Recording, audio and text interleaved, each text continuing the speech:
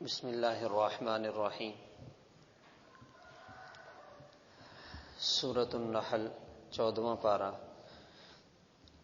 آیت نمبر 90 کا ترجمہ یہ ہے: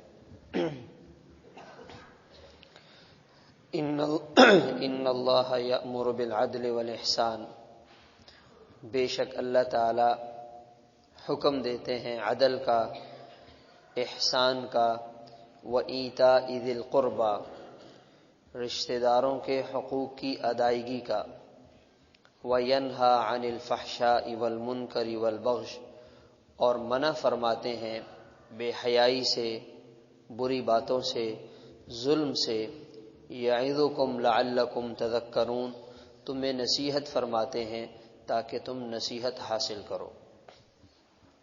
یہ قرآن پاک کی جامع ترین آیت ہے۔ اس آیت میں اللہ تعالیٰ نے ایک مسلمان کی زندگی کی رہنمائی کے لیے ساری باتوں کو جمع فرما دیا ہے۔ عدل، اس کے بارے میں جیسے ہمارے سامنے بات آئی، آپ صلی اللہ علیہ وسلم سے پوچھا گیا میں عدل کرنے والا کیسے بن سکتا ہوں؟ آپ نے فرمایا جو اپنے لیے پسند کرتے ہو وہی دوسروں کے لیے پسند کرو تو تم عدل کرنے والے بن جاؤ گے۔ علماء فرماتے ہیں عدل میں یہ بات آتی ہے کسی کے ساتھ معاملہ برابری کے ساتھ کرنا، نہ انصافی نہ ہو، کسی کے ساتھ زیادتی نہ ہو، کسی کا کوئی حق جو ہے وہ کم نہ ادا کیا جائے، یہ ہے عدل۔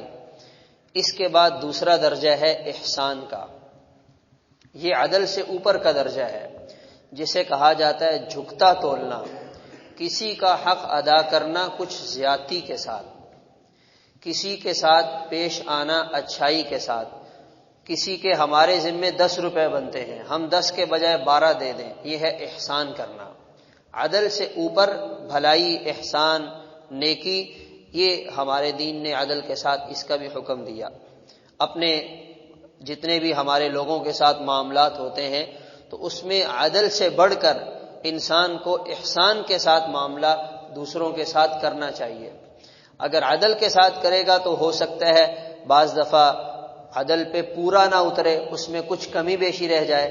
اگر احسان کے ساتھ کرے گا تو اس میں پھر یہ بات ضرور یقینی طور پہ ہوگی کہ وہ کسی کے ساتھ زیادتی نہیں کرے گا۔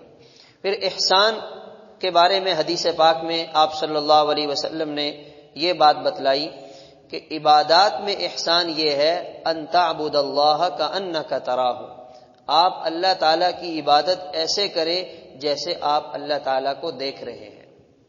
اگر آپ نہیں دیکھ رہے تو اللہ تعالیٰ آپ کو دیکھ رہے ہیں، یعنی انسان جسمانی طور پر اور ذہنی طور پر ایسا حاضر دماغ ہو کر اللہ کی عبادت کرے کہ اس کا خیال کسی اور چیز کی طرف نہ جائے، یہ ہے عبادات میں احسان۔ اور معاملات میں گھر والوں کے ساتھ، بیوی بچوں کے ساتھ، رشتہ داروں کے ساتھ احسان سے پیش آنا یہ بہت بڑی خوبی کی بات ہے۔ اور آگے فرمایا بالخصوص عدل اور احسان جن لوگوں کے ساتھ کرنے ہیں وہ سب سے پہلے رشتہ دار ہیں۔ وَإِيتَاءِ ذِي الْقُرْبَى، رشتہ داروں کا درجہ تمام لوگوں میں سب سے پہلے آتا ہے۔ پھر رشتہ داروں کی تفصیل یہ بنے گی جو ہم سے جتنا قریب زندگی گزار رہا ہے، جس کا تعلق ہم سے سب سے زیادہ ہے، اس کے ساتھ ہم اتنے ہی عادل ہیں، اس کے لیے اتنے ہی احسان کرنے والے ہیں۔ پھر درجہ بدرجہ سب کے ساتھ ہمارا معاملہ ہوگا۔ ہمارے ہاں ہوتا یہ ہے کہ جو ہم سے جتنا قریب ہوتا ہے وہ اتنا ہی ہم سے پریشان ہوتا ہے۔ جب ہم گھر جاتے ہیں تو باہر ہمارا موڈ بہت اچھا ہوتا ہے، گھر جا کر ہمیں بھی سمجھ میں نہیں آتی کہ ہمارے ساتھ ہو کیا گیا ہے۔ گھر والے بھی پریشان ہو جاتے ہیں کہ اب صاحب گھر آ گئے، اب سب الرٹ ہو جاؤ، محتاط ہو جاؤ، کوئی غیر ضروری بات نہ کرے۔ تو اپنے مزاج میں اس کیفیت کو ختم کیا جائے۔ جو جتنا قریب ہے وہ اتنا الحمدللہ پرسکون ہے، اسے پتہ ہے یہ ہمارے ساتھ کبھی زیادتی نہیں کریں گے، یہ کبھی ہمارے ساتھ غلط بات نہیں کریں گے، کبھی ہمیں بلا وجہ پریشان نہیں کریں گے۔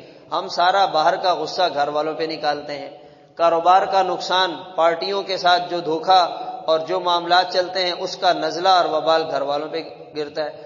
باہر ہر طرح کی بات سن کر برداشت کر لیتے ہیں، گھر میں ذرا برابر بھی بات برداشت نہیں ہوتی ہے۔ باہر ہم جب لوگوں کے ساتھ معاملات کرتے ہیں، سامنے والا کیسے کیسے اور کیسی کیسی باتیں سنا دیتا ہے، ہم کچھ بھی نہیں کہتے، جی مجبوری ہے کیا کریں، اس سے ہمیں ڈیل کرنی ہے، ہمیں فائدہ ہوگا۔ تو جو ہمارے گھر میں ہمارے گھر والے بیٹھے ہوئے تو ان سے تو ہمیں ان سے زیادہ فائدہ اٹھانا ہے، پوری زندگی وہ ہماری خدمت کر رہے ہیں، ہمارے بچوں کو سنبھال رہے ہیں، ہمارے سامان کی حفاظت کر رہے ہیں، ہمارے گھر کی حفاظت کر رہے ہیں، تو ان کو تو آدمی ذرا سی بات بھی گھر والے کر دیں، بندہ جو ہے وہ پریشان آگے سے پھٹ پڑتا ہے اور ان کی ذرا بات بھی برداشت نہیں کرتا۔ تو یہ نہیں ہونا چاہیے۔ وَإِيتَاءِ ذِي الْقُرْبَى، رشتہ داروں کے حقوق ادا کرنا، یہ اس کو دوسرے لفظوں میں صلہ رحمی کہا جاتا ہے۔ یہ صلہ رحمی بہت بڑا باب ہے۔ آپ صلی اللہ علیہ وسلم نے فرمایا صل من قطعک وَأَعْطِ مَنْ حَرَمَكَ وَأَحْسِنْ إِلَىٰ مَنْ أَسَاءَ إِلَيْكَ، جو آپ کے ساتھ تعلق کو توڑے آپ اس کے ساتھ تعلق جوڑو، جو آپ کو نہ دے آپ اسے عطا کرو، جو آپ کے ساتھ برائی سے پیش آئے آپ اس کے ساتھ اچھائی سے پیش آؤ۔ یہ یعنی صلہ رحمی کا سب سے بڑا درجہ ہے، سب سے بڑا درجہ ہے۔ ہم جس دور سے گزر رہے ہیں، ہم آج کے حالات کو دیکھتے ہوئے یہ بات بھی کہہ سکتے ہیں، اگر کوئی اپنے رشتہ داروں کو تکلیف نہیں پہنچا رہا، اگر کوئی اپنے رشتہ داروں کی نفرت دل میں نہیں رکھتا، کوئی اپنے رشتہ داروں کے لیے مسائل کھڑا نہیں کرتا، یہ بھی صلہ رحمی میں داخل ہے۔ کسی کے ساتھ اچھائی کرے یا نہ کرے، کسی کو فائدہ پہنچائے یا نہ پہنچائے، کسی کے کام کرے یا نہ کرے، اتنا کر رہا ہے کہ بھائی ہم کسی کو نقصان نہیں پہنچاتے، ہم بے ضرر لوگ ہیں۔ خاندان والے اس بات کی گواہی دیتے ہیں کہ یہ کبھی ہمارے کسی معاملے میں رکاوٹ نہیں بنتے ہیں۔ یہ بھی بہت بڑی صلہ رحمی ہے، کیونکہ آج حالات اتنے بگڑ گئے ہیں کہ خاندانوں میں کسی کو اچھا کھاتے ہوئے دیکھ کر بھی لوگ برداشت نہیں کر پاتے۔ کسی کے پاس کوئی اچھی سواری آ جائے، سب ایک دوسرے سے باتیں کرنے لگتے ہیں کہ یہ دیکھو کہاں سے آ رہا ہے ان کے پاس۔ کوئی اچھا فنکشن ہو جائے، ان کے بچے کوئی اچھی چیز پہن لیں تو وہ آپس میں باتیں شروع کر دیتے ہیں کہ یہ دیکھو کہاں سے پیسہ کما رہے ہیں، ہمارے پاس تو اتنا نہیں ہے، یہ دیکھو انہوں نے فلاں پلاٹ لے لیا، فلاں جگہ یہ بنا لیا، بچے کو فلاں جگہ بھیج دیا۔ تو آج تو ماحول یہ ہے کہ ٹانگیں کھینچی جا رہی ہیں، حسد کیا جا رہا ہے، ایک دوسرے کی اچھائیوں کو دیکھ کر انسان برداشت نہیں کر سکتا۔ تو یہ تو بہت ہی بری بات ہے۔ کم از کم اتنا ہو بھائی جس کو اللہ دے رہے ہیں، اللہ دینے والے، ہمیں کیا ضرورت ہے کسی کے نعمتوں کو دیکھ کر حسد میں آنے کی۔ وَإِيتَاءِ ذِي الْقُرْبَى، اور منع فرماتے ہیں بے حیائی سے اور برائیوں سے۔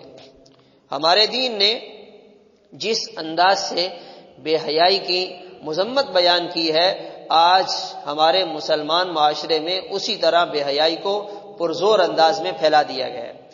پورے عالم کفر کا اس نقطے پر اتفاق ہے کہ مسلمان معاشرے میں بے حیائی کو عام کرنا ہے۔ اچھا کیسے عام کیا جائے؟ بے حیائی کو عام کریں گے تعلیم کے نام پر۔ اچھا علماء کرام جب تعلیم میں بے حیائی کے خلاف بات کرتے ہیں تو سامنے والا یہ سمجھتا ہے کہ یہ تعلیم کے خلاف ہے، وہ یہ سمجھتا ہے کہ علماء کرام تعلیم کے خلاف ہیں۔ تعلیم کے خلاف نہیں ہے، تعلیم کے نام پر پھیلائی جانے والی بے حیائی کے خلاف ہے۔ ہمارے ہاں بے حیائی کو پھیلایا جا رہا ہے کاروبار کے نام پہ۔ جب علماء کرام اس کے خلاف بات کرتے ہیں تو سننے والا سمجھتا ہے کہ شاید علماء اس بات سے ناراض ہوتے ہیں کہ عورت کو کاروبار نہیں کرنا چاہیے، عورت کو پیسہ نہیں کمانا چاہیے، عورت کو گھر سے باہر نہیں آنا چاہیے۔ علماء اس کے خلاف نہیں کہ عورت پیسہ کیوں کما رہی ہے، علماء اس کے خلاف ہیں کہ یہ بے حیائی کے ذریعے سے عورت کو کیوں استعمال کیا جا رہا ہے، اور اس راستے سے یہ پیسہ کیوں کما رہی ہے۔ پیسہ کمائے، اللہ تعالیٰ نے اس کو صلاحیت دی ہے، وہ استعمال کرے، مگر اگر کاروبار کے نام پر بے حیائی پھیلائی جا رہی ہے تو یہ ہمارے دین نے اس کی اجازت نہیں دی ہے، اس کے خلاف بات کی جائے گی۔ اس سے اگلی بات، ہمارے ہاں بے حیائی کو عام کیا جا رہا ہے کھیل کے نام پہ۔ اب عورتوں کو کرکٹ کھیلنے کی کیا ضرورت ہے؟ عورتوں کو فٹ بال کھیلنے کی کیا ضرورت ہے؟ عورتوں کو کھیل کے میدانوں میں لا کے کھڑا کرنے کی کیا ضرورت ہے؟ کوئی ہماری مجبوری نہیں ہے، کوئی ہماری ضرورت نہیں ہے. اس کا اپنا جو کرنے کا کام ہے وہ کام کرے. اس کے پاس اتنا ٹائم ہی نہیں ہوگا کہ وہ کھیل کے میدان میں جا کے کرکٹ کھیلے. عورت کو کیٹو کے پہاڑ پہ جانے کی کیا ضرورت ہے؟ اس نے وہاں سے کیا چیز لانی ہے؟ مرد کا بھی وہاں کوئی کام نہیں ہے. لیکن چلو ٹھیک ہے، مردوں کے اندر اللہ تعالیٰ نے مردانگی رکھی ہے، وہ بڑے بڑے کام کرتے ہیں، تو آج کی دنیا اس کو بھی بڑا کام سمجھتی ہے، اس لیے جا کے کر لے. لیکن عورت کا تو وہاں کوئی جانے کا تک ہی نہیں بنتا. اصل کیا ہے ایجنڈا؟ کھیل کے نام پہ، تعلیم کے نام پہ، صحت کے نام پہ، کاروبار کے نام پہ، اور ثقافت کے نام پہ، اور فلاحی کاموں کے نام پہ مسلمان معاشرے میں بے حیائی کو پھیلایا جا رہا ہے. اور اللہ تعالیٰ فرما رہے ہیں ہم اس کو منع کرتے ہیں. اب ہم اللہ تعالیٰ کی بات مانیں، قرآن کی بات مانیں، یا آج کی سوسائٹی کی بات کو مانیں، تو ہمیں اگر قرآن کی بات سے ہم پیچھے ہٹیں گے تو ہمارا نقصان ہوگا، عورت کا نقصان ہوگا، ہماری مسلمان بہن بچیوں کا نقصان ہوگا. اور یہ دنیا کا نقصان تو تھوڑا ہے، آخرت کا نقصان اس سے کئی گنا زیادہ ہوگا. اللہ تعالیٰ تمہیں نصیحت کرتے ہیں تاکہ تم اس سے نصیحت حاصل کرو. اللہ تعالیٰ عمل کرنے کی توفیق عطا فرمائے.